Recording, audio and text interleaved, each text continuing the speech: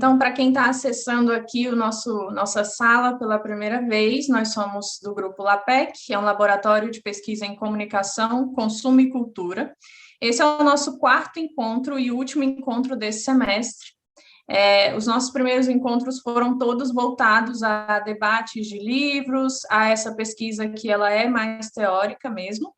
E daqui para frente a gente vai começar a fazer alguns outros exercícios com vocês, mas esse encontro de hoje, essa aula, é a aula que vai encerrar esse semestre, esse primeiro semestre do grupo aqui, tá? E a gente ainda não tem uma data certa, assim, para o nosso primeiro encontro do semestre que vem, mas vocês vão ficar sabendo pela newsletter e pelo site do IDP, então fiquem atentos lá. No calendário da graduação mesmo, as aulas voltam na semana do dia 20 de agosto, então provavelmente vai ser um pouquinho depois disso que a gente vai ter um próximo encontro, tá bom? E antes da gente falar de fato sobre a obra, eu principalmente, né, entre os professores, Renato e Vinícius, eu sei que não é todo mundo que lê, então a gente não faz nenhum tipo de cobrança aqui por ter entendido a teoria que vai da página X à página Y. Esse encontro aqui não vai ser sobre isso. E essa obra, ela é muito atual, ela foi escrita entre 2004 e 2006, ali o primeiro livro, a primeira edição é de 2006, mas ele começou a ser escrito em 2004, então, de qualquer maneira, é uma teoria muito atual, né? Só que, assim, tudo que se fala mercadologicamente nesse livro é o que a gente vivencia hoje nos nossos hábitos de consumo. E aí, para começar esse debate, eu queria lançar aqui algumas perguntinhas para vocês, que eu vou colocar no chat, para a gente não se perder. São 3 perguntas que eu queria que vocês começassem a refletir, que são algumas provocações que essa obra nos traz mesmo, né? Quais são os fatores que vocês acham que mais contribuíram para as mudanças nos hábitos de consumo nos últimos 20 anos? Quais são as marcas que mais lucraram nos últimos 20 anos? E aqui eu não preciso de nenhum dado, nada muito fatídico, tá? É mais uma percepção que cada um tem aqui enquanto consumidor, né? Todos nós somos consumidores. E quais são os melhores produtos dos últimos anos? Qual é a melhor tecnologia? Quais foram os top de vendas assim dos últimos anos? E aí, enquanto vocês pensam nisso, eu trouxe aqui essas imagens que já dizem muito, né, por si só. Vocês podem tanto levantar a mão, tá? Usar o recurso aqui de levantar a mão no Zoom, ou escrever para mim no chat, para a gente conseguir fazer esse debate de forma mais organizada. Mas, para mim, a mudança que eu vi que mais me choca, assim, nos últimos 20 anos, e eu estou chegando já nos 30, então eu sou da galera cringe, já, né, dos que iam na locadora, locava filme, e achava o máximo, assistia ali A Pequena Sereia, O Rei Leão, não sei o quê. E hoje a gente tem tudo isso na palma da mão, com o controle da TV e uma conexão de internet, conhecido também como Netflix. E aí, quando eu resolvi fazer esse momento aqui de reflexão e de debate com vocês, eu busquei por fotos de locadora no Google. E eu achei que eu ia encontrar, assim, fotos meio arcaicas já, sabe? Uma coisa, assim, meio ultrapassada. E aí eu me deparei com essa imagem que eu trouxe aqui à esquerda. E se vocês repararem bem, aqui onde eu estou passando o mouse agora, é o filme 12 Anos de Escravidão, que, se eu não me engano, é de 2014, então não é um filme tão antigo assim. Se essa locadora aqui deixou de existir, esse foi um movimento bem recente, né? Porque a gente está em 2021. E aí, por aqui, assim, nas prateleiras ainda tem filmes bem recentes, e eu queria trazer essa provocação para vocês. Essa, para mim, é uma das grandes mudanças de consumo de mídia, de filme, de cultura, que a gente viu nos últimos 20 anos, né? E se a gente pensar em 20 anos, é pouquíssimo tempo. Quantas mudanças de consumo a gente vê em 20 anos? Muitas, né? Mas em relação à tecnologia, a gente perdeu o hábito de ir numa locadora, escolher um filme, ter que devolver aquele filme num determinado dia, num determinado horário, pagar um valor muito barato por esse aluguel, ser responsável por aquela fita cassete, por aquele DVD, por aquele Blu-ray, é extremamente diferente de você ter todo um catálogo com centenas e centenas de filmes e séries do mundo inteiro na palma da sua mão, se você tiver uma TV, um controle e uma conexão de internet. Então, existe um abismo gigantesco entre o consumo da imagem da esquerda e o consumo da imagem da direita. E aí eu queria que vocês me dissessem quais foram os fatores que mais contribuíram para as mudanças dos hábitos de consumo nos últimos 20 anos, qual é a percepção que vocês têm disso e por quê? Então, vamos lá. Larissa falou, acho que a Amazon. Sim, inclusive o autor, o Chris Anderson, ele usou a Amazon como estudo de caso para essa obra, e a Amazon realmente revolucionou um pouquinho esse mercado aí de marketplace, né? Aí o Emerson falou da rádio para a TV, da TV para a internet, da TV a cabo para o streaming, exatamente. Da rádio para o TV, que foram movimentos ali que começaram a acontecer ao mesmo tempo, se a gente for pensar cronologicamente, né, nas mídias. Já havia uma diferença muito grande em relação a conteúdo, a acesso, a público. Da TV para a internet, a mesma coisa. A TV não derrubou a internet e a internet não derrubou a TV, as duas têm suas forças, tem o seu público, tem a sua razão de existir, tem o conteúdo que funciona em uma, mas não funciona na outra e vice-versa. E da TV a cabo para o streaming, a mesma coisa. O Juliano falou, primeiro, a democratização do acesso às tecnologias digitais, que está crescendo, né, dia após dia, as empresas de tecnologia e assinaturas de streamings, Netflix. Exatamente, Juliano. E você usou aqui uma palavra que o autor usa muito, que é democratização.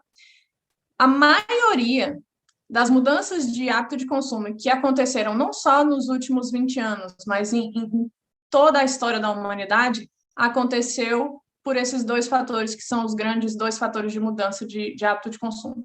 Democratização e tecnologia. Sem tecnologia, não existe mudança de hábito de consumo. Sem informação, a mesma coisa. E para que as pessoas tenham acesso às mudanças que estão acontecendo, precisa existir um tipo de democratização de acesso, certo? Se não me engano, Mísia tinha levantado a mão e abaixou. Você abaixou sem querer ou levantou sem querer? Eu abaixei porque, na verdade, eu ia falar um argumento que ia um pouco na contramão dos produtos em si. Eu concordo muito quando o Juliano traz essa questão da democratização do acesso às tecnologias, mas eu vejo que os produtos, na verdade, eles estão muito atrelados a serviço. Eles oferecem um estilo de vida, não é mais assim tão utilitário, né? E aí eu associo muito isso também à intensidade da transformação que a sociedade foi passando, né? A intensidade de trabalho, enfim, várias coisas que foram desencadeando assim, foram levando a pessoa a buscar a qualidade de vida. E eu falo isso porque quando a gente pega a Netflix, a imagem que a Netflix vende é a do descanso, de você pegar uma pipoca e de você descansar. E aí eu fiquei pensando muito nisso, né? Nos serviços que são atrelados. Então, a gente tem Uber Eats, que é um produto atrelado a um serviço, a uma mudança de comportamento da própria sociedade. Mas era esse o ponto que eu gostaria de trazer, professora. Ótimo, Mísia. Obrigada. Fazendo uma relação com tudo isso que a Mísia acabou de falar, a gente tem uma outra obra que está aí já no nosso cronograma aqui do LAPEC, que são as obras do McLuhan, que é um autor muito conceituado no campo da comunicação, porque antes mesmo da gente ter a internet com a força que ela tem hoje, ele falou tudo que a internet seria. E ele previu tudo que aconteceria de mudança de comportamento entre as pessoas e entre os consumidores, e é uma das obras assim mais incríveis, no meu ponto de vista, que a gente tem na comunicação, porque ele foi muito visionário e ele conseguiu explicar de um jeito muito simples e até um pouco filosófico, assim, o quanto o nosso comportamento, nosso estilo de vida, as nossas formas de consumir, e aqui consumir, eu estou falando de consumir como um todo, o quanto isso mudaria com a chegada de novas tecnologias e com a chegada da internet, etc. o nome do livro que eu estou falando agora do McLuhan, Simone, ou o nome do livro que a gente vai ver aqui hoje? Só especifica isso aqui para mim. Mas, beleza. O que mais, pessoal? Jonathan, Lohana, Nanako, não sei se é assim que fala, Aliris, Felipe, pessoal que entrou aí depois. Quais são esses fatores, na opinião de vocês? Fatores que mais contribuíram para as mudanças nos hábitos de consumo nos últimos 20 anos? O livro que eu estou falando agora chama Meio e Mensagem, do autor McLuhan. Tá, Simone? Eu vou escrever aqui no chat para você conseguir acompanhar.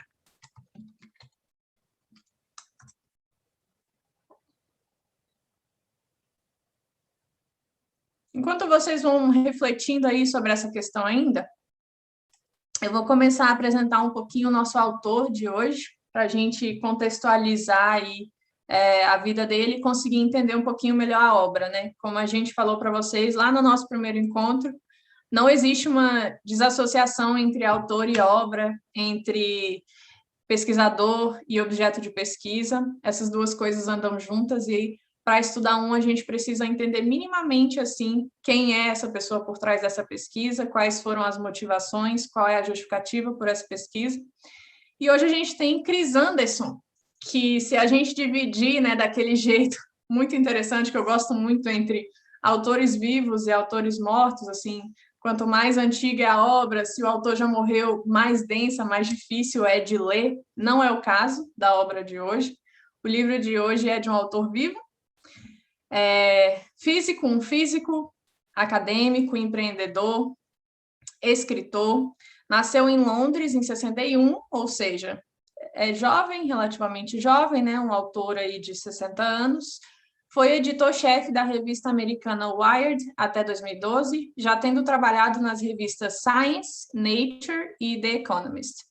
Para quem não entende nada, assim, minimamente dessas revistas, todas as revistas que o Chris Anderson trabalhou são de cunho científico, fala sobre ciência, tecnologia, pesquisa e negócios, mas não são revistas acadêmicas, tá? São revistas comerciais mesmo, inclusive de grande circulação aí nos Estados Unidos. E hoje ele é CEO da 3D Robotics e vive com sua mulher e os 4 filhos em Berkeley, na Califórnia. A 3D Robotics é a empresa que fabrica este tipo de drone aqui, este modelo de drone, drones, os próprios softwares, tudo isso é produzido por essa organização. É uma das organizações de tecnologia e ligadas a drones e segurança mais bem-sucedidas dos Estados Unidos. E para quem também não entende, não conhece, Berkeley é uma cidade daquelas assim que ficam muito próximas ali do Vale do Silício, na Califórnia, que é aquele conglomerado ali de tecnologia, né? Apple, Google, Uber, Spotify, Amazon, eBay, todo mundo que mora ali pertinho entende que quando a pessoa tem uma empresa ali ou trabalha ali, é uma pessoa ligada à tecnologia. E esse autor, apesar da grande obra da vida dele ter sido esse livro que a gente vai falar aqui sobre ele hoje, né, Cauda Longa, depois ele escreveu outros livros ainda sobre esse mesmo tema, que é negócio, mercado, que é o tema que ele consegue desenvolver mesmo pela vivência, pela experiência de vida dele, pela experiência profissional dele. Não é um autor da área da comunicação, tá? Apesar de tudo.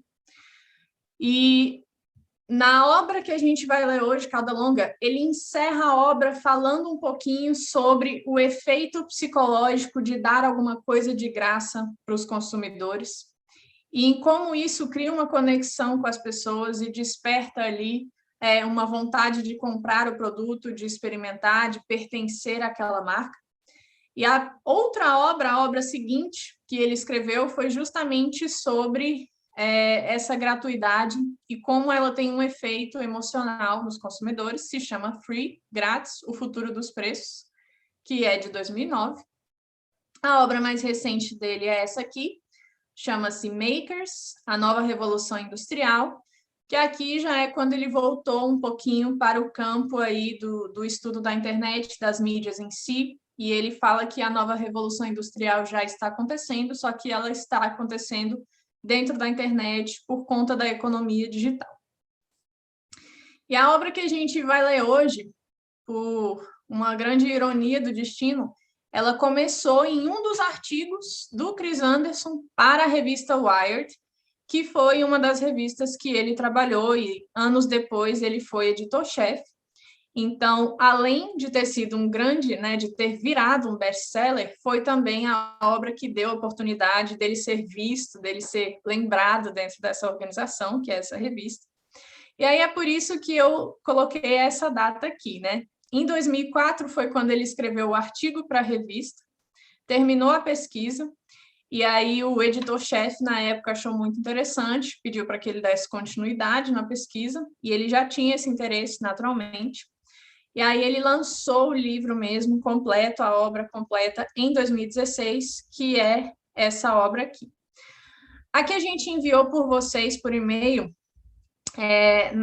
no processo de digitalização tem uns errinhos de português, mas nada que atrapalhe muito a leitura, tá? Então, quem está lá na nossa lista de e-mail já recebeu essa obra digital. Quem não recebeu pode falar comigo, que eu envio se for do interesse de vocês. E aí eu quis frisar aqui que tudo começou numa pesquisa e num artigo para a gente sempre lembrar vocês de por que grupos como o LAPEC têm uma importância acadêmica e profissional tão relevante, assim, tão grande. Chris Anderson, na época que ele escreveu, né, a primeira fase do artigo, e ele estava ali pesquisando empresas que ele consumia, que ele gostava, produtos, bens de consumo que ele também consumia e também gostava, e na cabeça dele ele nunca imaginou que isso poderia vir a ser um livro best-seller no mundo inteiro. Então, tudo que começa com uma pesquisa, com um artigo, com uma reunião de um grupo de pesquisa, pode virar algo muito grande, e a gente gosta sempre de manter isso na mente de vocês, para que vocês não achem que isso aqui é só um debate de uma sexta-feira à tarde, né? Nunca é. Então, eu vou ler aqui um pouquinho mais sobre a obra, tá? E qualquer coisa, vocês podem ir falando comigo aqui pelo chat. Mísia falou que gostaria de receber. Mísia, como é a primeira vez que está no grupo, não está na lista de e-mail ainda, mas escreve seu e-mail aqui para mim pelo chat, por favor, Mísia, que eu te mando quando a gente terminar aqui. E outras pessoas também que quiserem receber o livro por e-mail, versão digitalizada, é só escrever o e-mail que eu vou mandar para vocês. O autor explorou pela primeira vez o fenômeno da cauda longa, em um artigo que se tornou um dos mais influentes ensaios sobre negócios dos últimos tempos. Usando o universo dos livros, filmes e da música, nessa obra o autor mostra que a internet deu origem a um novo cenário mercadológico, no qual a receita total de diversos produtos de nicho com baixo volume de vendas é igual à receita total de poucos produtos de grande sucesso. Por isso cunhou o termo cauda longa, para descrever essa situação, o qual tem sido usado pela alta gerência das empresas e pelos meios de comunicação no mundo todo. Nesse livro, Anderson mostra como chegamos a esse ponto e revela as enormes oportunidades que se originam desse fato, vislumbrando um futuro que está presente em todos os mercados. E esse termo, cauda longa, né, que em inglês é assim, long tail, realmente é muito utilizado aí nas empresas, no mundo dos negócios, nas administrações, só que ele já era um termo conhecido. E aí ele passou a ser conhecido fora desse universo do mercado dos negócios depois dessa obra aqui, tá? É por isso que se fala que esse termo foi cunhado por Chris Anderson, mas na verdade não foi ele que inventou esse termo. Só aí a nível de curiosidade. E aí eu separei aqui algumas partes mais relevantes para a gente começar a se encontrar dentro dessa obra. E eu vou ler para vocês, tá? Quase todos os 50 álbuns musicais mais vendidos de todos os tempos foram gravados nas décadas de 70 e 80, e nenhum deles é dos últimos 5 anos. Contando que os últimos 5 anos ele estava falando a partir de 2004, tá? Ele escreveu isso aqui em 2004. A receita dos campeões de bilheteria de Hollywood diminuiu em 2 dígitos em 2002, refletindo a realidade de que a quantidade de pessoas que vão aos cinemas está caindo, apesar do aumento da população. Página 7. Ou seja, aqui ele faz uma crítica, né, que eu entendo assim, a indústria da música, por reconhecer que os álbuns mais vendidos de todos os tempos no mundo inteiro foram produzidos na década de 70 e 80. Ou seja, aqui ele está falando de rock. Entre outras coisas, ele está falando de rock. E nenhum desses álbuns foi produzido nos últimos 5 anos. Realmente se concentrou ali a produção da boa música nos anos 70 e 80. E ele começa a enxergar isso com outros olhos, levando em consideração que não parou-se de produzir álbuns musicais, não pararam de surgir outros artistas ao longo dos outros anos. Então, por que a gente tem um grande sucesso de vendas entre 70 e 80 no universo da música? E por que a gente tem uma diminuição de pessoas indo ao cinema assistir aí os sucessos de Hollywood em 2002, sendo que não parou-se de produzir bons filmes nessa época e a população continuava aumentando? Então, ele faz uma relação entre consumo e população. Próxima citação. Os programas de televisão eram mais populares na década de 70 do que são hoje. Não porque eram melhores, mas porque tínhamos menos alternativas para competir pela atenção que dedicávamos à tela. O que supunhamos ser a maré montante da cultura de massa tinha menos a ver com o triunfo do talento de Hollywood e mais com o espírito de rebanho da transmissão por broadcast. Página 10. Então, para quem não acompanhou essa obra e não leu ela toda, basicamente o que o autor faz é pegar um termo que já existe no mercado dos negócios, que é o da cauda longa, e tentar explicar isso para a população, né, de maneira geral, para quem fosse ler o livro, a partir do estudo de 3 bens de consumo: as músicas, os livros e os filmes. E aí ele começa a relacionar tudo isso com o consumo de mídia, né, com o consumo de arte e cultura, que aí a gente tem os livros e a música. Um segundo ponto que já dá para a gente destacar daqui de cara é a relação que ele começa a fazer entre aquilo que é oferecido ao público e o volume de venda. Então, beleza. Ele fala ali sobre os álbuns de 70 e 80 na música serem os melhores e os mais vendidos na história da humanidade. Mas cadê os outros artistas? Cadê as outras músicas que estavam sendo produzidas? A população parou de crescer a partir dos anos 80? Não. Então, ele fala muito sobre essa relação entre aquilo que está sendo oferecido e o volume de venda. Pessoas estavam ali disponíveis para consumir esses outros itens. Mas onde é que estavam esses outros itens? E um terceiro ponto, que já dá para a gente destacar também de cara, é como ele separa isso em grupos.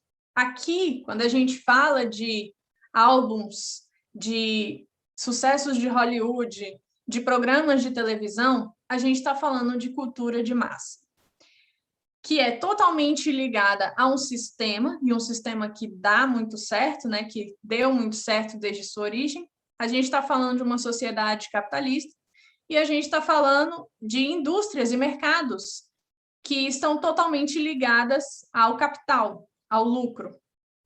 Então, a gente está falando de cultura de massa. Mas quem consome essa cultura de massa é o consumidor de massa. Quem consome isso ali está consumindo um consumo de massa. E se a gente tirar esse contexto americanizado que o autor traz para a obra, né, obviamente, a gente tem aqui, então, alguns exemplos que eu trouxe para vocês que são bem óbvios, mas só para a gente conseguir pensar aqui do ponto de vista bem brasileiro, bem nacional. Quais são as 5 maiores emissoras de TV aberta que a gente tem no país? Globo, Record, SBT, Band e Rede TV, certo? Se qualquer pessoa que tem uma televisão e uma antena consegue ter acesso a esse tipo de conteúdo, essa pessoa está tendo acesso a esse tipo de conteúdo não por escolha, mas porque aquela é a única opção que ela tem. E aí, a gente volta para o ponto 2, a relação que o autor já estabelece entre opções oferecidas e volume de venda. Como é que eu vou dizer que a Globo não é a maior emissora do país se ela é a maior emissora de TV aberta? Se ela é a maior emissora que as pessoas têm acesso no país? Não tem como eu fazer essa relação sem levar em consideração o acesso à tecnologia, certo? E aí, se a gente pensar aqui um pouquinho naquela discussão bem tradicional do que é a MPB, o que é a MPB para vocês? Deixa eu abrir o chat aqui para eu ver como é que tá. Beleza? Vários e-mails aqui para eu mandar o livro depois, pode deixar, vou mandar. O que é MPB, gente? Vocês já entraram nessa discussão assim com alguém que gosta muito de música ou com alguém que trabalha nesse ramo aí, nessa área? Se discute muito sobre forró. Vamos lá. Se a gente ouvir um forró, se a gente ouvir um samba, a gente consegue diferenciar porque existe o ritmo do forró e existe o ritmo do samba. Os estilos musicais são feitos a partir de ritmos, né, de tendências. Enfim, tem outras vertentes que interferem nisso aí, mas a MPB não é um ritmo, né? E aí existe essa discussão de que, na verdade, a música popular brasileira tinha que ser o sertanejo universitário, o funk, o axé, o samba, o forró, porque é isso que as pessoas escutam de fato, é isso que é popular no Brasil, é isso que é popularizado entre os brasileiros. Não é Marisa Monte. E aí, se a gente for pensar através do olhar do autor, do Chris Anderson, a gente chega na mesma resposta. Quem é que tem aí os maiores sucessos de bilheteria? Emerson sabe, porque Emerson é do Goiás. Maior sucesso, Jorge Mateus. Maior número de vendas, maior número de vendas de ingressos, né, de shows. Uma das grandes duplas aí de sertanejo que a gente tem hoje é Jorge Mateus.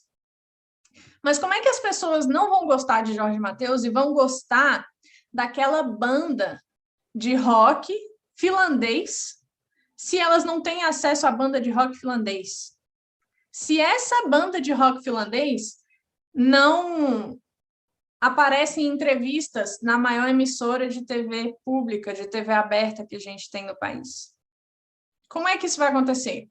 Aí a gente começa a pensar nessa relação: acesso, tecnologias, consumo, democratização e etc, etc. Vocês estão entendendo onde eu quero chegar já, né? E aí o autor começa a dar um pouquinho mais de detalhes sobre o que seria, então, esse fenômeno da cauda longa. Ainda existe demanda para a cultura de massa, mas esse já não é mais um único mercado. Ou seja, a gente entendendo que existe essa banda de rock finlandês, a gente já quebra a teoria da cultura de massa aí. Porque a cultura de massa, ela existe, mas ela não é o único mercado. Os hits hoje competem com inúmeros mercados de nicho, de qualquer tamanho. E os consumidores exigem cada vez mais opções.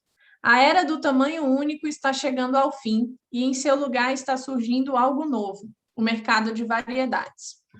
Aqui o que ele chama de hits é o que eu acabei de falar para vocês. É o Jorge Mateus, é a Rede Globo, é aquilo que é mais vendido, é aquilo que é consumido em massa, tá? E o que ele chama de mercado de nicho é a banda de rock finlandês. É o que vem para ser consumido por menos pessoas, em menor escala. Os consumidores exigem cada vez mais opções. Quem são esses consumidores? Nós, consumidores aí da era da tecnologia, da era da informação, pós ali anos 90, quando a gente começou a ter acesso à internet, a gente começou a ter acesso à banda de rock finlandês, né? Então a gente tinha uma opção em paralelo a Jorge Mateus. E aí era uma escolha nossa. Só que para a gente conhecer a banda de rock finlandês, aí essa banda ela precisava aparecer em algum lugar. E para ela aparecer, a gente precisava exigir. Então, está tudo ali dentro de um grande sistema que é oferta e demanda. A era do tamanho único está chegando ao fim e, em seu lugar, está surgindo algo novo, o mercado de variedades. Esse livro é sobre esse mercado. Então, quando ele fala de hits, ele está falando ali do topo, do top sellers, né, dos best sellers, daquilo que é mais vendido, daquilo que é mais consumido.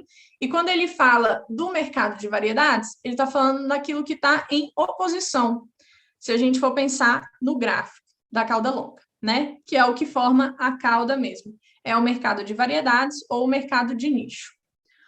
O estilhaçamento de tendências dominantes em zilhões de fragmentos culturais multifacetados é algo que revoluciona em toda a sua extensão os meios de comunicação e as indústrias. Ou seja, pegar essa tendência do Jorge Mateus e quebrar ela em diversas partes, aí você tem o fenômeno da cauda longa. Porque, em resposta aos que os consumidores estão demandando, a gente vai ter aí uma transformação nos meios de comunicação e nas indústrias em todas elas, tá?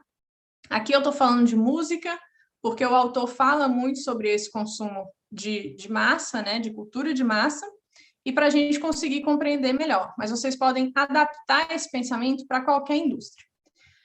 Depois de décadas de refinamento da capacidade de criar, selecionar e promover grandes sucessos, os hits já não eram suficientes. O público está mudando para algo diferente, a proliferação caótica e emaranhada de não hits. É o que ele chama, né? Isso que está em oposição aos hits, seriam os não hits ou o mercado de nicho. De certo, não são fracassados, pois, para começar, a maioria não buscava a dominação mundial. São todo o resto. E aí, nesse comentário aqui, ele faz também, novamente, uma crítica à cultura de massa, porque se a gente for pensar no porquê que a cultura de massa se chama de massa, é porque a ideia por trás desse projeto já era essa dominação mundial, né? Assim, se a gente for pensar nessa expressão como algo bom, chegar realmente à massa, conquistar a massa, ser consumido pela massa. E aí, quando ele fala dos não hits, a ideia por trás dos não hits é realmente vender ou ser consumido por poucos, e tá tudo bem. Os não hits nunca quiseram essa dominação mundial. E aí, quando a gente pensa isso no gráfico da cauda longa, a gente tem isso aqui. É a proporção entre volume de vendas, que está na vertical, versus a quantidade de produtos sendo oferecido, versus a oferta, né, que está na horizontal. Então, aqui em vermelho, na cabeça do gráfico, a gente tem os hits, a gente tem aqui Jorge Mateus, Ivete Sangalo, a Rede Globo, as marcas favoritas aí de perfumaria, de cosméticos, o sabão Omo, entende? Tudo aquilo que a gente vai no mercado e a gente já vai na cabeça que é aquilo que a gente precisa comprar porque ele é o melhor, é os hits. Tá nesse grupo aqui dos hits. O resto são os não hits ou mercado de nicho. E é aqui, nessa parte amarelinha do gráfico, que se forma a cauda longa. E aí, em alguns outros exemplos que adaptaram essa teoria, as pessoas usam até aqui um dinossauro para entender a proporção de que a cauda, ela realmente vem assim muito abaixo no volume de vendas, proporcionalmente, ela é muito menor o volume de vendas do que dos hits. Então, aqui, nos hits, a gente tem a cultura de massa sendo consumido pelo mercado de massa. Na cauda longa, quando a cauda longa se forma, de acordo com esse fenômeno acontecendo de oferta e demanda, a gente tem o mercado de nicho, que o próprio autor já chama de mercado de nicho, e também de não hits. E essa cauda aqui é o que a gente traduz aí de um jeito assim. Essa cauda, ela pode ser muito longa em algumas indústrias, em alguns mercados, em outros ela pode nunca ter fim, ela pode ser uma cauda longa e infinita, e ela é caracterizada por algo que aqui na comunicação e na administração de negócios a gente chama de segmentação de mercado. A gente vai falar um pouquinho mais sobre isso daqui a pouco. tá? Mas como é que se forma essa cauda longa? E aí o autor, ele dá 3 motivos, 3 razões para que uma cauda longa seja formada, que é o que ele chama de força. E aí eu apresento aqui para vocês as 3 forças da cauda longa. A teoria da cauda longa pode ser resumida nos seguintes termos. Nossa cultura e nossa economia estão cada vez mais se afastando do foco em alguns hits relativamente pouco numerosos, né? Voltando aqui, a gente tem uma quantidade pequena de produtos sendo vendido para as grandes massas. Então, você vende o mesmo produto para muitas pessoas. Em paralelo à ideia da cauda longa, que você vende poucos produtos, você vende menos, mas você vende diversos produtos daquele mesmo nicho, daquele mesmo segmento. Então, você tem um volume menor de vendas, mas você vende para mais pessoas. E você vende diversos outros produtos. No topo da curva da demanda, você tem esses produtos que são os hits, e avançando em direção a uma grande quantidade de nichos na parte inferior ou na cauda da curva de demanda, aí a gente tem os não hits. Para que isso aconteça, a gente precisa democratizar 3 forças. Primeiro, a gente precisa da democratização da produção, ou seja, com um aparelho tecnológico como esse aqui, que todo mundo tem em casa, também conhecido como celular, a gente conseguiu atingir aí um certo nível de democratização da produção. Por quê?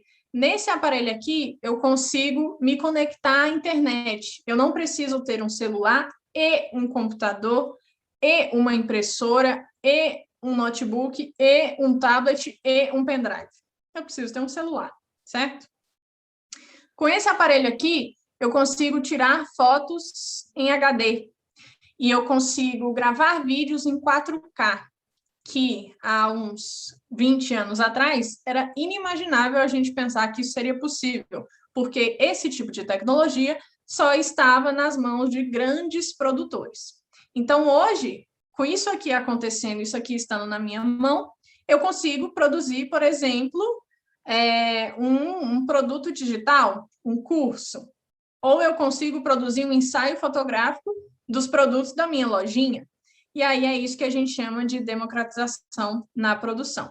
Hoje a gente tem produções em pequena escala que podem acontecer numa garagem, num quarto, né? A gente não precisa mais de uma fábrica para abrir uma empresa, por exemplo. A segunda força envolvida no fenômeno da cauda longa é a democratização da distribuição. Ou seja, fiz um ensaio fotográfico aqui para divulgar meu produto. Ou eu gravei aqui alguns vídeos, eu gravei uma música, mas para que esse produto, esse serviço chegue nas pessoas, eu preciso também de uma democratização na distribuição. E é aí que entram esses grandes players de mercado estudados no livro da cauda longa, que são eBay, Amazon, Walmart. E aí, se a gente pensar aqui no Brasil, a gente tem Mercado Livre, a gente tem Uber, Airbnb, o que mais? A gente tem iFood, a gente tem outros exemplos, Magazine Luiza, né, que se tornou aí um marketplace.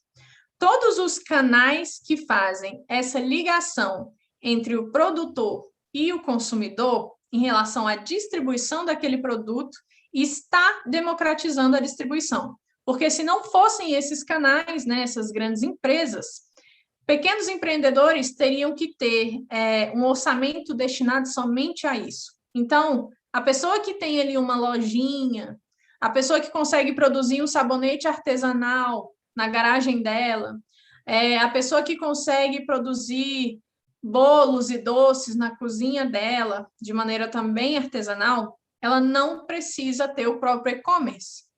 Ela também não precisa ter um mega computador ou uma mega impressora para fazer contratos e etc. Ela pode ter apenas a lojinha dela no Mercado Livre ou o perfil dela no iFood e ela consegue fazer a distribuição do serviço ou do produto dela. E, em terceiro lugar, a terceira força é a democratização da ligação entre nicho e produto. E para que vocês não confundam com esse marketplace que faz a distribuição, na ligação entre nicho e produto, a gente está falando especificamente sobre branding, marketing e comunicação. Então, como é que eu faço para aquela pessoa que eu sei que vai consumir um sabonete artesanal me encontrar e deixar de consumir o sabonete Dove que ela encontra lá no mercado? O Mercado Livre precisa ter alguma ferramenta de comunicação e marketing para que eu possa, por escolha minha, patrocinar e fazer com que essa pessoa me ache. O Google é um exemplo de democratização aqui de ligação entre nicho e produto, porque se a gente pesquisar coisas no Google, ele faz uma busca geral na internet e me mostra, né? Se eu pesquisar por uma loja de sabonete artesanal no Facebook, eu também consigo ter essa resposta. Então, a democratização da ligação é em relação à comunicação, é em relação a fazer com que as pessoas que estão aqui consigam ter acesso, encontrar e saber que esses produtos e esses produtores existem. E esse aqui é o gráfico original do livro Cauda Longa, em que ele mostra aqui as 3 forças, né? Então, a gente tem a primeira força, democratização da produção. E aí ele dá um exemplo aqui de negócio, produtores e fabricantes de ferramentas de cauda longa, ou seja, câmeras de vídeo digitais, software para edição de música e vídeo, ferramentas de blogging, tudo que tem a ver com você precisar daquela ferramenta para colocar um produto ou um serviço no mercado, está relacionado à democratização da produção.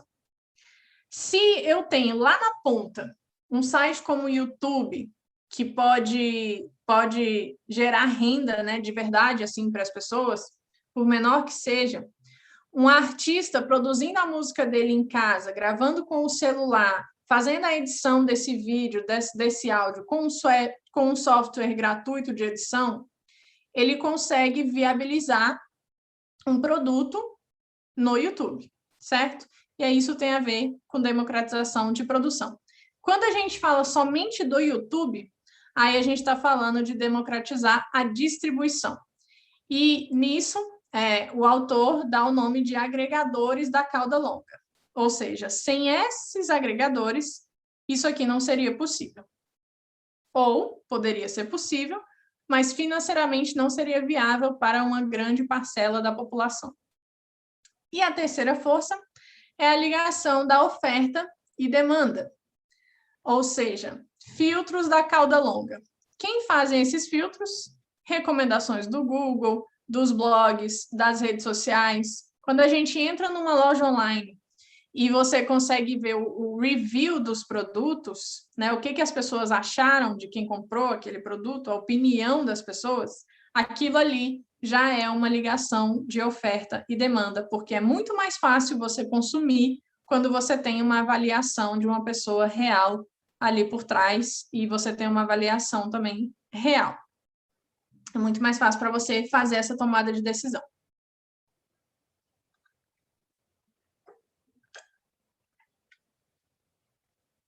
Deixa eu ver como é que está o chat.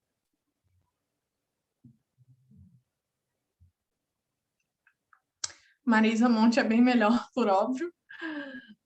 Eu também acho. Mas nada contra Jorge Mateus também.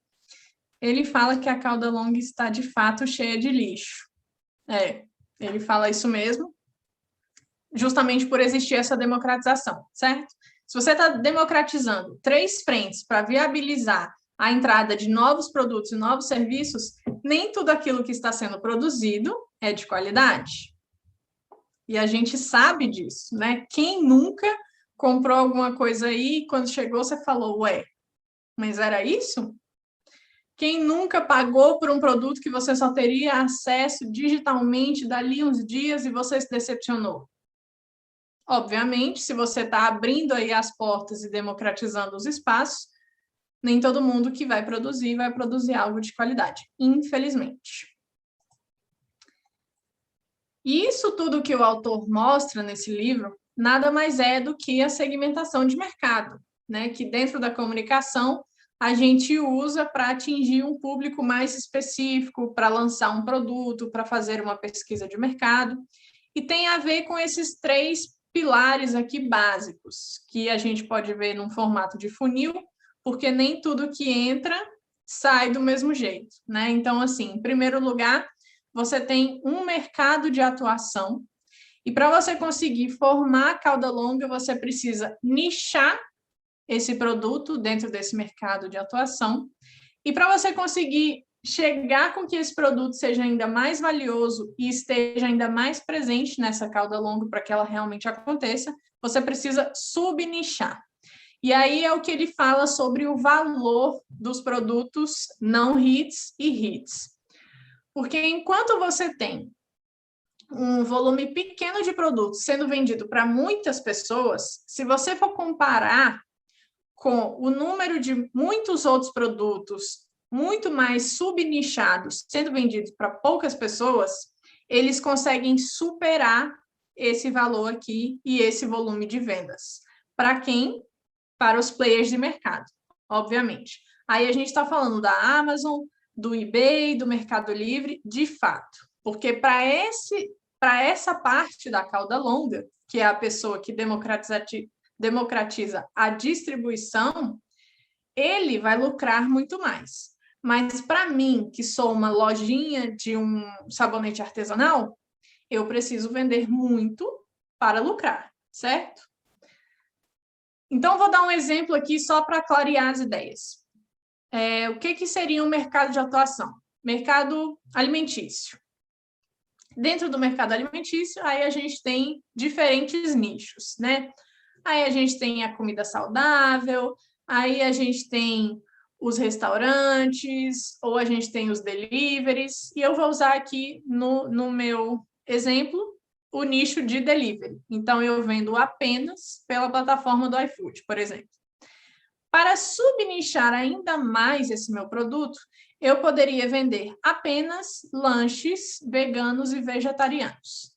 Então, eu tenho dentro do mercado alimentício um restaurante delivery que vende apenas lanches veganos e vegetarianos.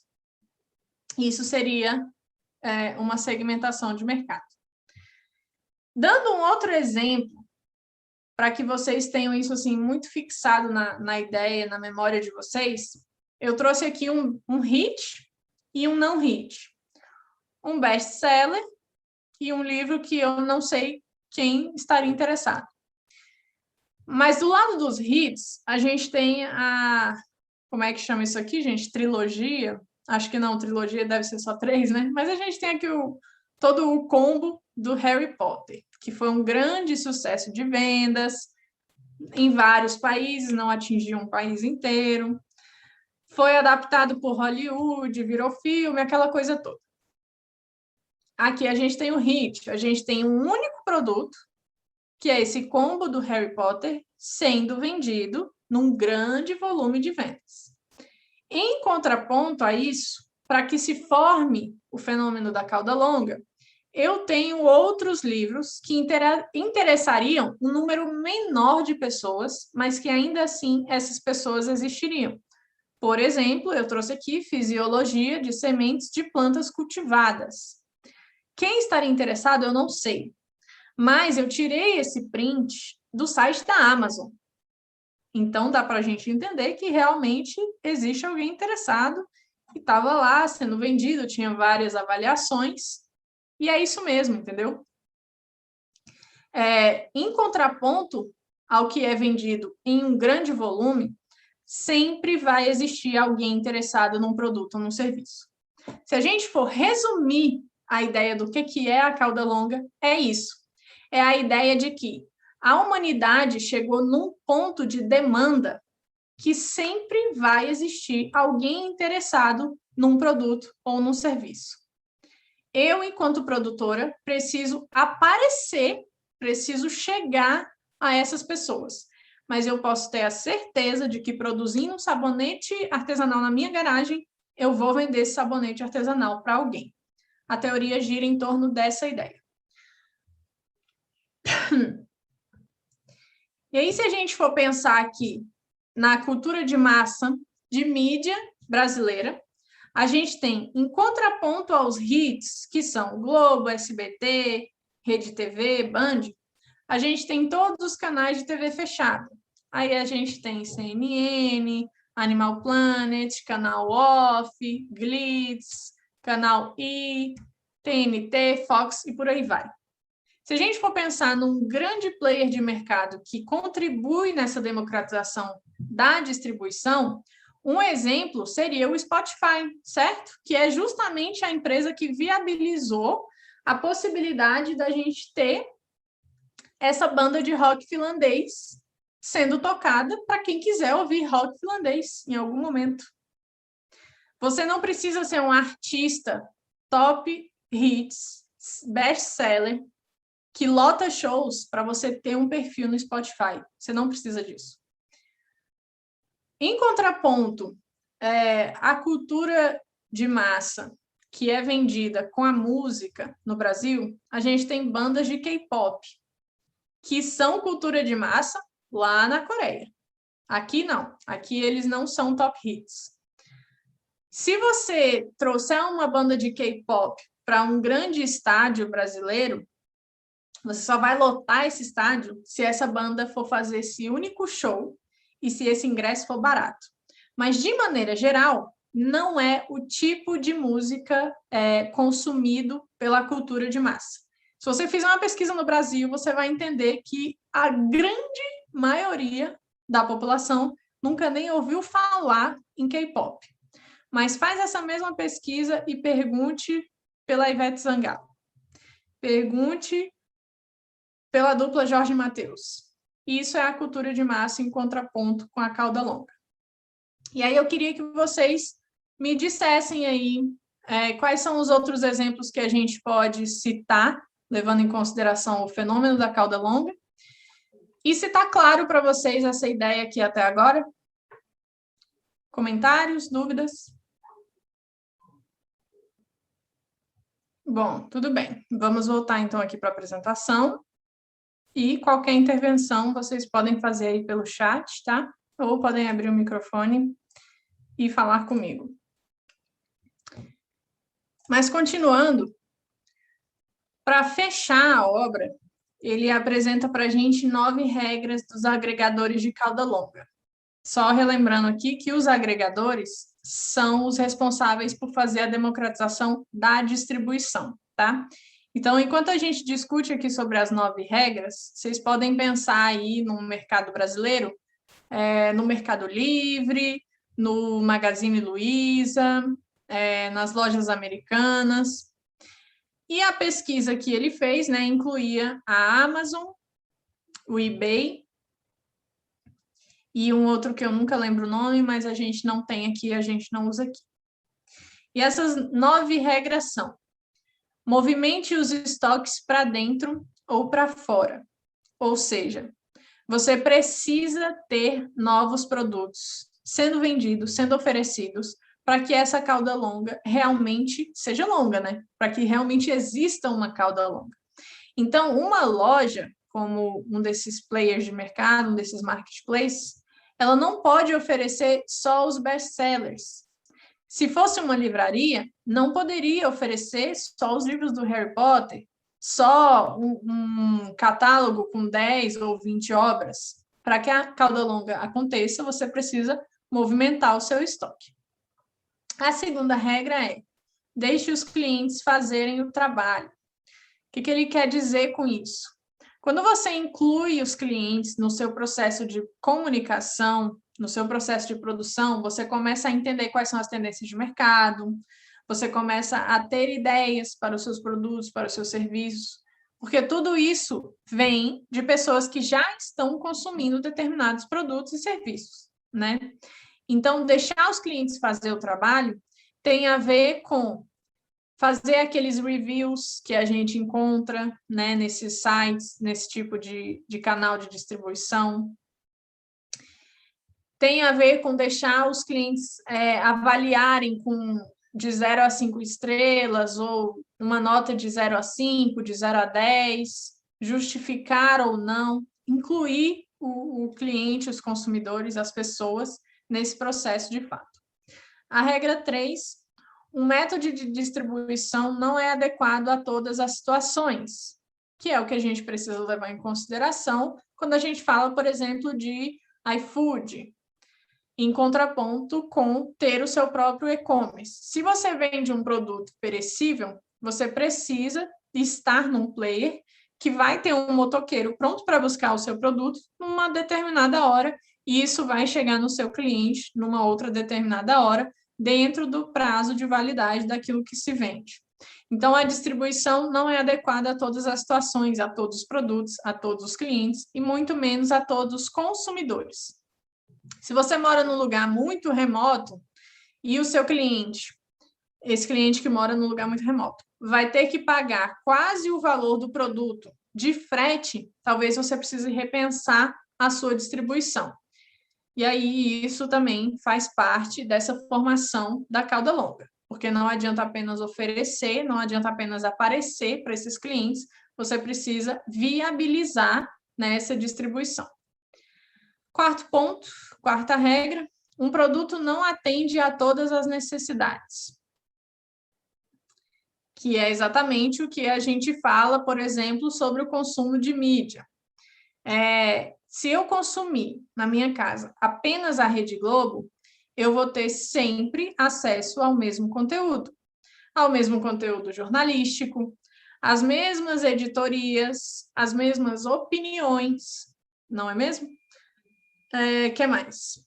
Quando a gente fala de música, né? Se a gente falar aí do consumo de arte e cultura, se eu tenho os mesmos álbuns sendo vendidos desde a década de 70 e 80, eu vou ter quase que a formação assim psíquica de seres humanos que acham que a única música boa é a música produzida nos anos 70 e 80, e tudo que vier depois daquilo é música ruim. Tô vendo o Juliano balançando a cabeça assim, porque é o que a gente fala, né? É o que a gente escuta muito também. E quando a gente fala que um produto não atende todas as necessidades, é o básico da segmentação de mercado e da formação da cauda longa. Porque um bom produtor, ele só vai ter sucesso quando ele entender que ele não vai vender para todo mundo. Não existe essa possibilidade. Não existe essa possibilidade de fato. Nem escova de dente ou uma meia, que é uma coisa que todo mundo tem, eu tenho uma, Juliano tem outra, Mísia tem outra, Larissa tem outra.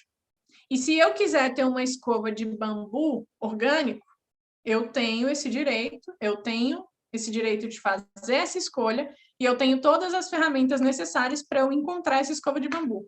Mas isso não é uma regra. Então, a empresa que vende para você pode não vender para mim. E ela só vai vender para você quando ela entender que ela não vai vender para mim. É uma regra básica da cauda longa de todos os tipos de segmentação de mercado, de todas as indústrias. Assim como, né, a regra 4 e 5 são regras muito ligadas assim uma à outra. Um preço não serve para todos. E aí a gente entra na discussão de eu sou produtor e eu já calculei qual é o custo do meu produto. Vamos supor que o meu sabonete artesanal, o custo dele é de R$5. Eu posso vender ele a 10, a 15, a 50 ou a 100. Eu posso vender o mesmo produto com esses 4 preços, se eu quiser. Mas eu preciso entender que se eu vender um produto artesanal, um sabonete, a R$100, eu estou vendendo para um público específico, eu preciso entregar uma qualidade específica, e eu estou falando com clientes que são muito mais exigentes do que os que comprariam esse mesmo produto por R$5. Quando uma marca decide que ela nunca vai fazer promoções, quando ela decide que ela nunca vai entrar numa Black Friday aí da vida, ela está dando um passo consciente dentro de processos de venda, dentro de processos de comunicação, entendendo que ela quer atingir um público específico e não quer atingir outro. E quando uma marca resolve fazer aí uma promoção, liquidação de 70%, ela tem essa mesma consciência e ela precisa ter essa mesma consciência. um preço não serve para todo mundo. Isso é o básico do mercado, né? Regra 6 é a regra de compartilhamento de informações. Por exemplo, e-commerces que não deixam visíveis essa possibilidade dos reviews, né? Das avaliações dos produtos. Eu já trabalhei muito com e-commerce e eu posso afirmar para vocês que não tem nenhum site ou nenhum produtor de e-commerce que você vai lá e contrata aquele software, aquela loja específica, que não tenha essa opção. É sempre uma escolha do produtor, da loja, da marca, se ela vai compartilhar ou não aquela informação. Porque é claro que se é uma marca que está começando, ou se é uma marca que já tem muitas reclamações do produto numa loja física, ela sabe, ela tem a consciência de que ela não vai compartilhar críticas, né? Quando e-commerces abrem essas opções, eles já abrem com a consciência de que talvez tenha uma nota mais alta ou uma nota média e que está tudo bem. Quando players de mercado como a Amazon fazem isso, eles fazem para conquistar a confiança das pessoas, porque para a Amazon, tanto faz se ela está vendendo o Harry Potter ou o livro das sementes. O importante para a Amazon é vender. Se o livro das sementes vai ter uma avaliação de 5 estrelas e o Harry Potter vai ter uma avaliação de 3 estrelas, para a Amazon tanto faz. Ela quer é vender. O que ela quer é ter os dois disponíveis, porque ela quer os hits e ela quer os não hits também. Então, esse compartilhamento de informações tem a ver com esse tópico, informações que a loja, a marca já tem, e ela tem a opção de compartilhar ou não.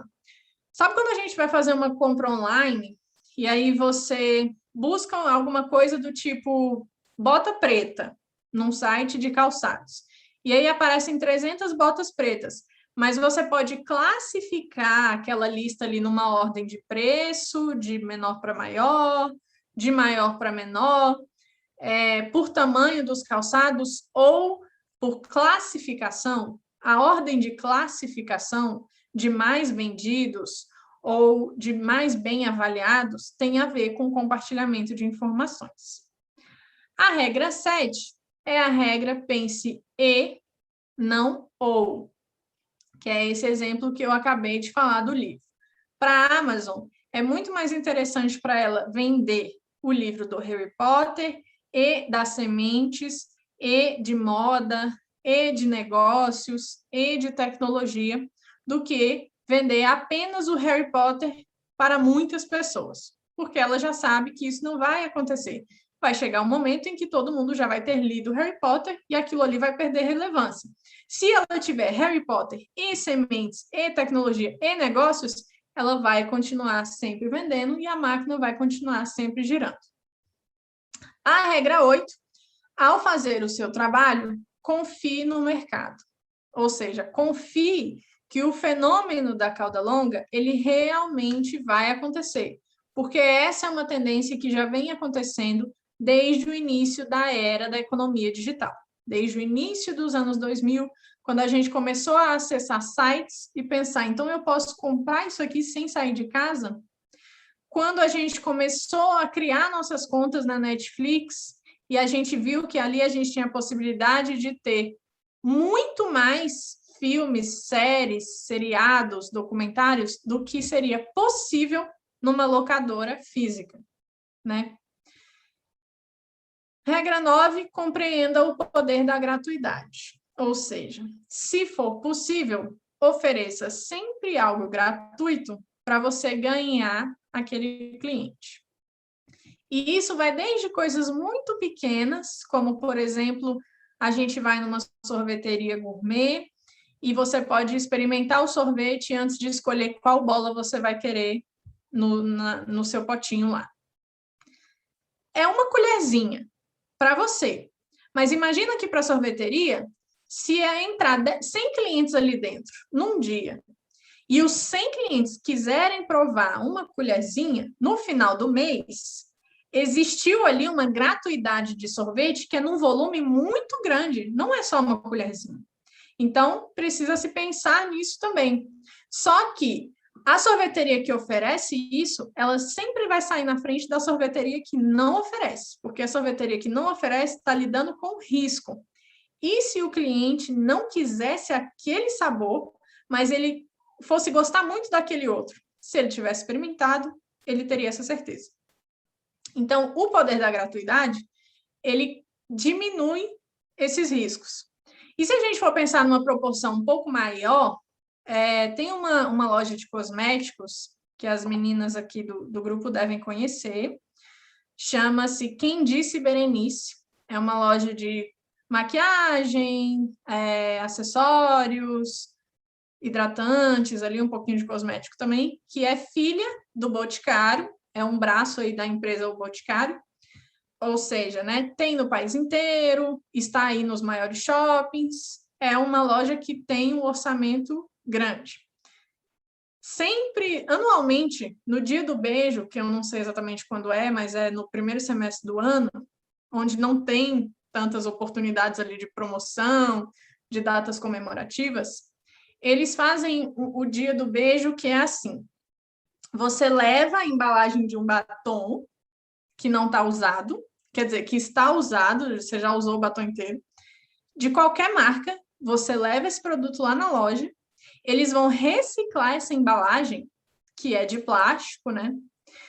Independente da marca, todos os batons eles têm basicamente a mesma embalagem, eles vão reciclar, ou seja, é interessante para eles, e você vai ganhar um batom novo. Só que aí, quando a gente lê isso num site, por exemplo, a gente pensa, nossa, Quem Disse Berenice está dando batom de graça, assim, que legal. Só que aí você vai lá, e aí você é apresentada à loja. E aí a vendedora vem e fala, mas tem esse negócio aqui, tem esse creminho aqui que chegou, tem esse perfume, tem essa coleção nova aqui de sombras e delineadores. E raramente você vai sair de lá só com o batom que você foi trocar. Então, é mais uma jogada de marketing, né, do que vamos te dar isso aqui de graça, de presente.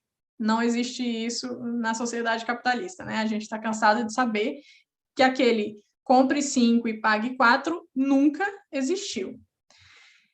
E aí, depois que ele fala sobre essa compreensão do poder da gratuidade, ele fala sobre essa relação entre consumidor e produtor começar a surgir e do quanto isso é importante para as pessoas se tornarem consumidores fiéis. E aí foi assim que surgiu a próxima obra grandiosa dele, que é a obra Free, grátis, o poder da gratuidade.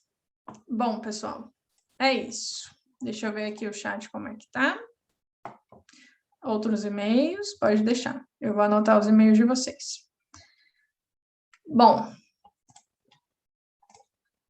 sabendo, então, que esse é o resumo da obra e que para esse fenômeno da cauda longa acontecer, a gente tem 3 ações, 3 forças relacionadas à distribuição, produção e comunicação, mas principalmente relacionadas à democratização, é assim que a gente responde à pergunta lá do primeiro slide. Quais foram os fatores que mais contribuíram para as mudanças de hábitos de consumo nos últimos anos? A democratização da distribuição, da produção e da comunicação. E aí isso acontece em todos os nichos, isso acontece em todos os mercados, em todas as frentes, em todas as marcas, em todos os países, porque isso foi um movimento global relacionado ao avanço da tecnologia, né? A gente não seria capaz de gravar um vídeo em 4K, em qualidade máxima, que você pode expor numa tela de cinema sem perder qualidade, se a gente não tivesse esse aparelho tecnológico aqui, se a gente não tivesse esse avanço da tecnologia. E aí, para fechar, tem sempre uma frase muito, muito impactante, que é o seguinte: os nossos hábitos de consumo, eles mudaram muito mais radicalmente nos últimos 20 anos do que nos últimos 200 anos.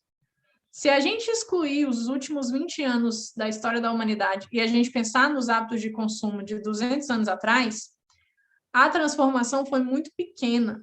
É claro que houve transformação. A tecnologia também avançou nos últimos 200 anos. houveram tendências de mercado, óbvio, isso também aconteceu.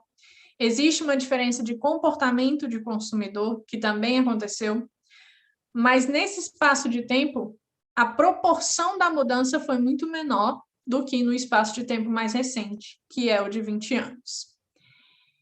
Então, é possível que a gente ainda encontre locadoras de filmes por aí? É possível.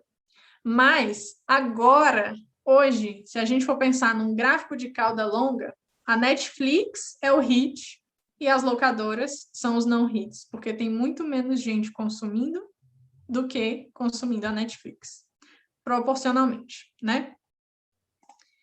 E aí eu volto à questão para vocês novamente. Deu para entender assim qual é o básico dessa obra? Por que que, apesar dela ter sido pesquisada lá nos Estados Unidos, usando, né, algumas plataformas que a gente não tem aqui, dá para a gente aplicar aqui também, e principalmente dá para a gente pensar muito em como é que ficou o nosso consumo de massa, de cultura, de arte, de entretenimento durante a pandemia.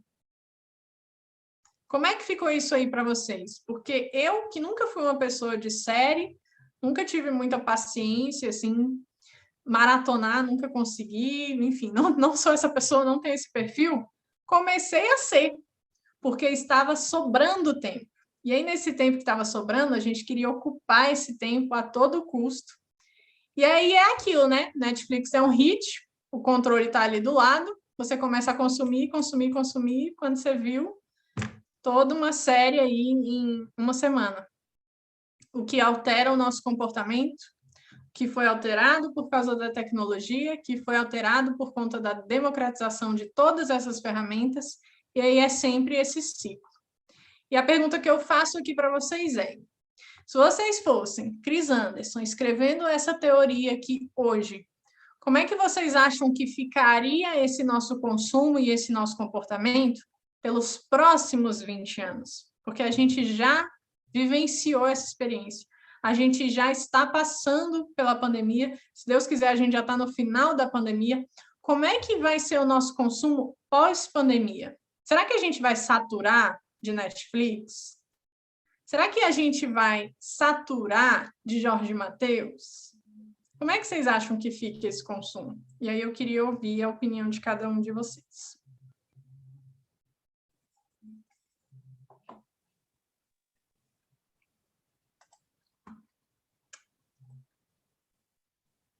Juliano, eu acho que você está tentando falar, mas seu microfone está mudo para a gente.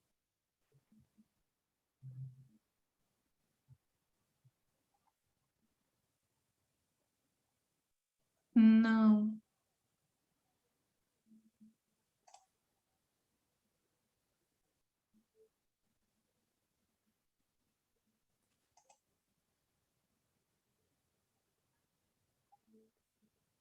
Se você tirar o fone, resolve?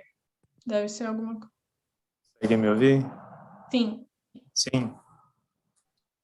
Eu trabalho, né, em saúde e também envolvendo tecnologias digitais, e um assunto que está bastante chegando, né, bastante rápido para a gente é a tecnologia 5G, que também tem essa perspectiva de mudar novamente hábitos de consumo, porque aumentando a velocidade, né, dos dados, novas tecnologias chegarão de forma mais, vamos dizer assim, mais rápida, como realidade aumentada, realidade virtual, etc.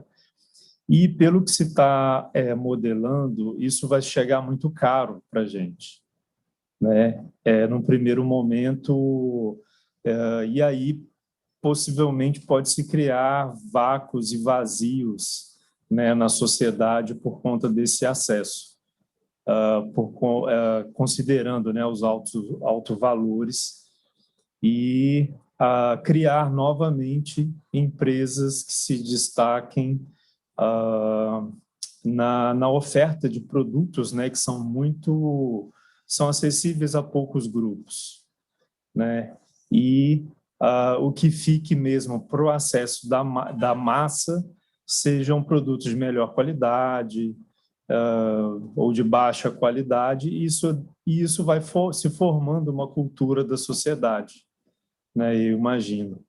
E já se vislumbrando, depois disso, a computação quântica, que aí acelera mais ainda essa possibilidade de transferência de dados, e essa proporção, né, de mudança, a tendência é diminuir, né, 200 anos, 20 anos, talvez 10, depois 5, e um pouco difícil pensar, né, nessa questão de consumo. Eu tenho visto, assim, respondendo a sua pergunta, para mim bastante difícil considerar mais uma transição em pouco tempo, sendo que a gente ainda está se acostumando com 4G, talvez, né, que ainda não é acessível para muitas pessoas. Aqui no Ceará tem uma baixa cobertura,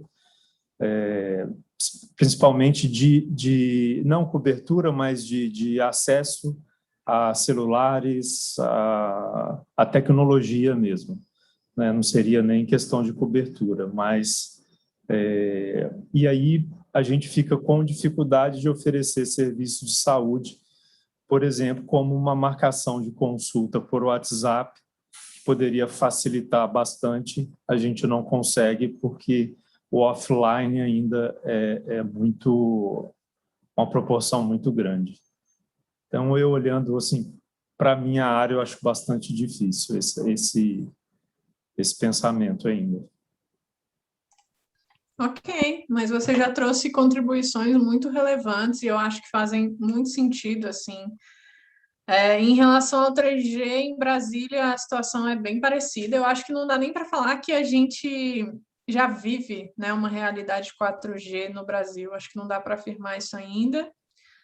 Mas, em relação, por exemplo, ao que mudou com a pandemia e que eu acho que a gente vai levar, eu espero que isso aconteça, é em relação a hábitos mais saudáveis.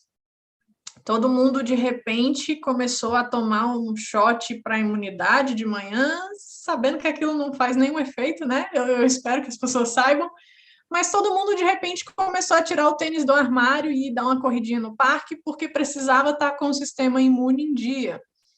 Todo mundo, de repente, começou a se importar e falar mais sobre saúde emocional.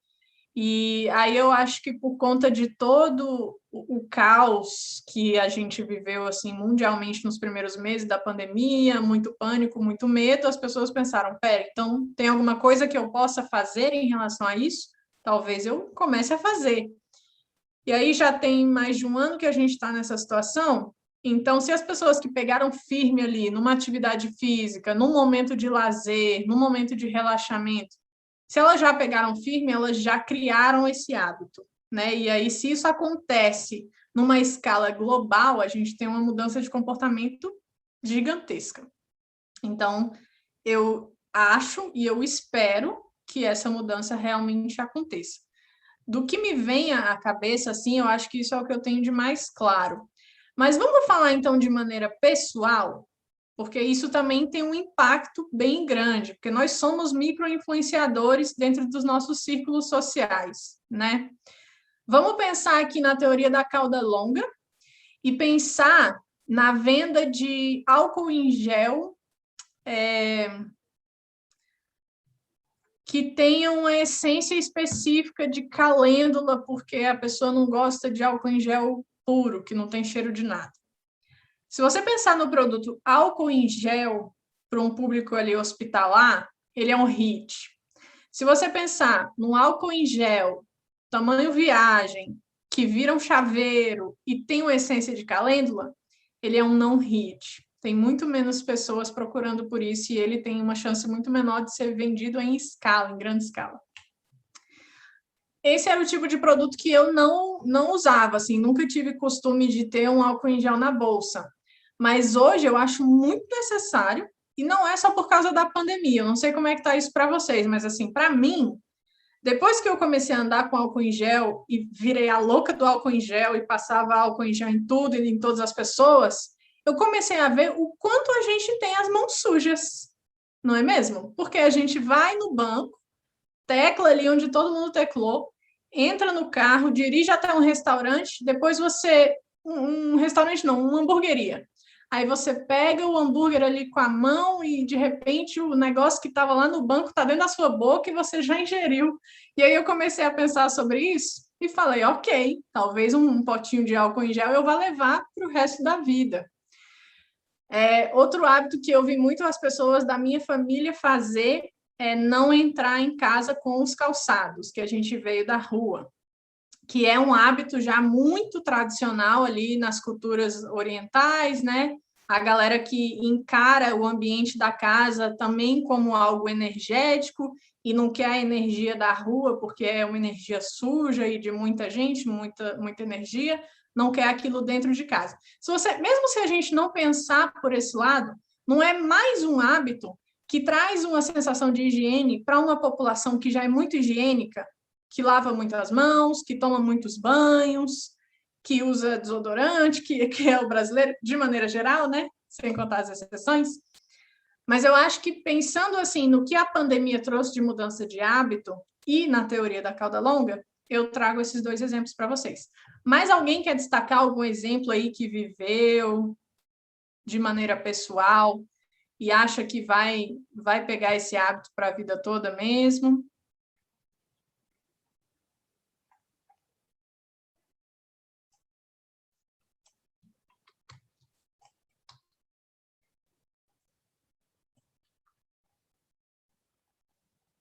Os tímidos podem falar pelo chat, tá? Que eu leio. Eu acho que o hábito de ficar em casa, talvez. Tudo que a gente puder fazer de casa, a gente vai começar a fazer, né? Eu também acho.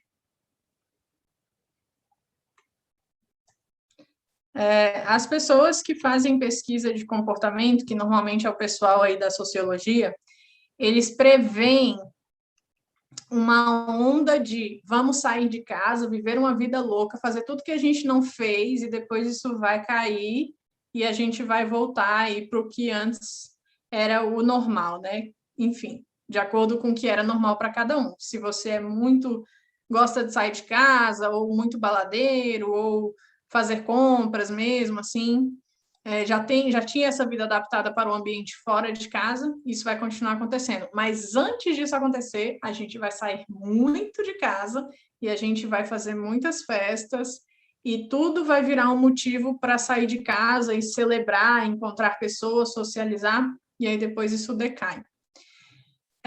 Só que eles preveem também uma certa mudança dentro desse sair de casa, assim.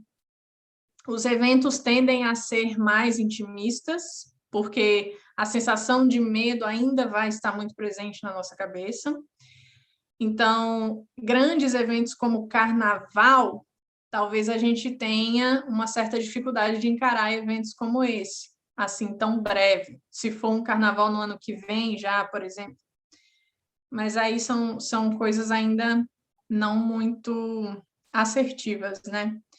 Porque eu estou acompanhando os países que já estão com mais de 70% da população vacinada, e aí os países já começam a planejar eventos, as pessoas realmente já não estão tomando nenhum cuidado, seguindo nenhum protocolo, elas já estão vivendo essa fase vida louca. Bom, pessoal, acho que é isso. Vocês têm alguma dúvida em relação à teoria, ou ao autor, ao livro, algo que vocês queiram perguntar ou destacar aqui agora? Com uma dúvida nas obras do autor, se existe uma sequência, tem a sequência temporal, né, do lançamento, mas da leitura, ela segue a cronologia também, ou... Não necessariamente. Aí depende, eu acho que um pouco mais da sua linha de interesse, porque, por exemplo, o último, que fala mais sobre negócios e tecnologia mesmo, de fato, mudanças tecnológicas, você não necessariamente precisa da leitura dos dois anteriores, tá? Mas é interessante ler o que ele fala sobre gratuidade somente depois de ler o da cauda longa, porque ele continua falando um pouquinho de segmentação de mercado e etc. Não que vá atrapalhar muito também, não. Mas é interessante, assim, as duas obras são mais conectadas. A terceira, não. Perfeito. Excelente. Ok, então é isso, gente. Se ninguém tem mais nenhuma dúvida, eu já vou anotar os e-mails de vocês. Quem enviou foi Jonathan, Emerson, Lohana, Juliano e Mísia, certo? E aí, assim que eu fechar aqui, eu já envio em PDF para vocês, tá?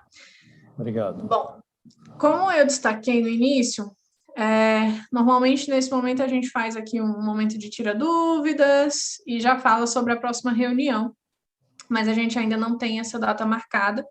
E para o próximo semestre a gente pretende fazer ainda algumas leituras de obras super importantes e super interessantes, como essa do McLuhan, que fala sobre a relação entre a transformação tecnológica e a mudança de comportamento de consumidores. Eu pretendo trazer para vocês o estudo dos arquétipos de marca e relacionar isso com a teoria junguiana. E aí a gente vai fazer algumas atividades em grupo, alguns exercícios. E é isso, tá bom? Então, tenham todos ótimas férias, para quem vai tirar férias aí agora em julho. Se não, a gente se encontra aqui no final de agosto. De nada, Simone.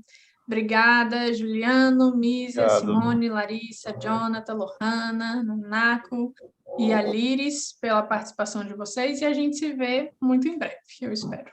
Bom, obrigado, professora. Obrigado a todos. Nada.